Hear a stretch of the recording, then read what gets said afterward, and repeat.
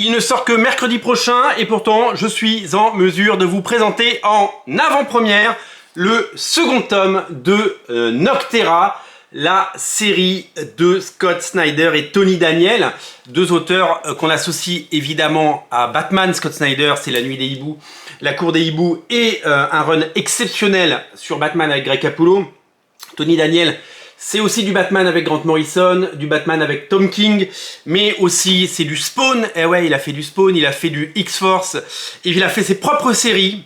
Souvenez-vous, il avait pris le chemin de l'indépendance, il a fait The Tenth, il a fait des séries absolument géniales. Silk, j'aimerais que ces séries un jour fassent l'objet d'intégrales, et j'aimerais qu'on les voit sur Kickstarter ou ailleurs réapparaître, parce que j'avais un vrai plaisir à les découvrir à l'époque, et c'était une véritable époque pleine de créativité et de talent, dans lequel les auteurs s'amusaient à faire des choses qui les passionnaient et qui étaient rémunérés pour leur travail, puisque c'était des séries qui marchaient très très fort. Noctera, c'est une série qui est un phénomène à plusieurs niveaux. D'abord parce que ce comics a été un succès sur Kickstarter.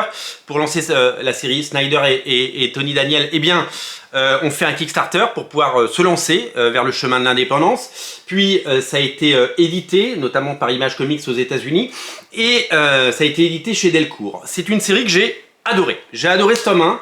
J'ai adoré. D'abord parce que c'est la meilleure histoire de Snyder depuis La Cour des Hiboux, donc ça c'est une évidence.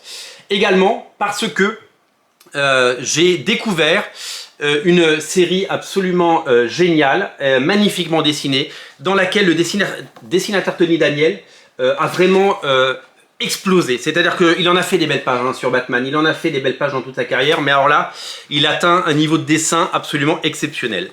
L'histoire, c'est un peu une relecture du Salaire de la peur.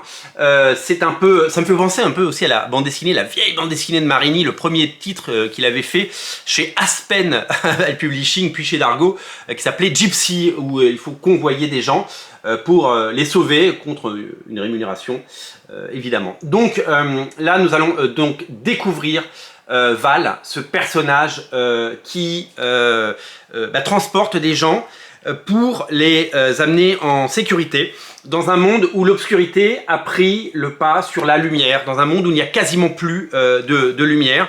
Et donc j'aime ce côté très sombre, et j'aime les idées qui ont été évoquées dans ce récit. J'ai adoré, et ça a été une véritable révélation, et ça a été un véritable succès. Parce que ce comics, avec son nom, Scott Snyder, avec Tony Daniel, eh bien, a remporté un énorme succès, parce que des comics Delcourt, quand on fait des couvertures exclusives, comme la couverture de Phasm qui arrive, ou les couvertures de Spawn, oui, on en vend beaucoup, parce que c'est exclusif. Mais là, ce bouquin, il était disponible partout. Et nous, on en a vendu plus de 100, ce qui est complètement taré de vendre plus de 100 d'un bouquin Delcourt. On ne vend pas 100 Walking Dead, on ne vend pas 100 Criminal, on ne vend pas 100 Incognito. Non, on a des ventes tout à fait correctes, et c'est la somme de toutes ces ventes qui font que Original Comics continue son franc succès. Mais ce tome 1, il a séduit. Peut-être que je vous ai convaincu de l'acheter, tant mieux. Et peut-être que vous avez tout simplement eu envie de découvrir ce nouveau récit de Snyder et Tony Daniel. Et vous avez eu raison, parce qu'en tout cas, moi, j'ai adoré. J'espère que vous avez aimé, et j'espère que sur les plus de 100 personnes qui l'ont acheté chez nous, eh ben, il n'y en a pas 90 qui sont déçus. Ce serait dommage. Donc, j'ai adoré le tome 1, et je suis tellement content que le tome 2 arrive. Alors, a priori, c'est prévu en 3 parties. C'est une trilogie, c'est ce que j'ai lu dans les argumentaires publiés par l'éditeur, par Delcourt. C'est le grand format Delcourt, c'est le très très beau format Delcourt, le format Deluxe. Moi j'aime bien quand ils font ce grand format, parce que je trouve que les pages sont tellement plus belles, hein. C'est le format des intégrales invincibles, c'est le format des intégrales Ed Brubaker, c'est le format vraiment qu'on plébiscite, qu'on adore et qu'on soutient. C'est un véritable plaisir, et on découvre donc la suite. Alors je ne l'ai pas lu la suite, j'ai pas eu le temps de la lire, j'ai reçu le bouquin hier, et donc je suis tellement content de vous proposer ce bouquin en avant-première, pour vous dire que 1, il arrive, 2, il est disponible, et que 3, c'est le moment de découvrir cette série. Si vous avez aimé La Cour des Hiboux, si vous avez aimé le travail de Scott Snyder, si vous aimez le dessin de Tony Daniel, si vous avez aimé le tome 1, vous aimerez Noctera. C'est un comics qu'il faut absolument avoir dans sa collection et c'est un comics qu'il faut absolument avoir chez soi. Alors que comporte ce nouveau tome? Je vais vous le dire. Il y a le volume 2 américain, donc les épisodes 7 à 11, 7, 8, 9, 10, 11, 5 numéros, et vous dites, mais il manque un numéro, d'habitude il y a 6 comics, et non, parce qu'il y a eu un one-shot, aux États-Unis qui s'appelle Noctera Special Blacktop Hill. La particularité, c'est que ce n'est pas Tony Daniel qui le dessine, et que c'est un dessin vachement poisseux et qui colle parfaitement au trait. Je trouve que ça apporte quelque chose de très différent. Alors, à la base, je peux vous le dire, puisqu'on est là pour discuter, je ne suis pas pour qu'un auteur intervienne sur une série. J'aime bien que les auteurs fassent une œuvre. J'aime bien que sur Noctera, j'aurais aimé que genre s'il y a 18 épisodes à la fin, les 18 épisodes soient faits par la même équipe. J'ai un peu du mal quand il y a un fill-in, etc. Je pense notamment à la série Seven to Eternity, où il y a 3 épisodes qui ne sont pas dessinés par Jérôme Opena. Et même s'il y a une raison, eh bien, moi, j'aurais aimé qu'ils fassent tout, qu'ils prennent le temps, qu'ils prennent 3 mois de plus ou même 1 an de plus pour le finir. Mais bon, c'est comme ça.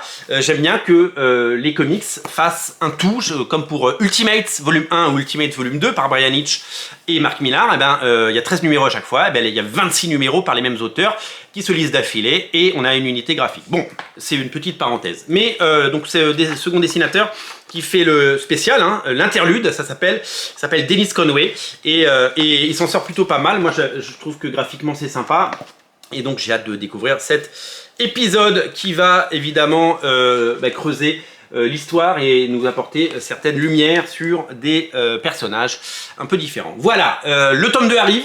Je vous invite à le précommander, je vous invite à le commander, je vous invite à le lire. C'est pas du super slip, c'est pas du super héros. Vous pouvez découvrir, lire, dévorer ce comics sans avoir évidemment lu le reste. Pas besoin d'avoir lu quoi que ce soit d'autre pour ce bouquin. C'est tout simplement génial d'avoir ce Noctera disponible.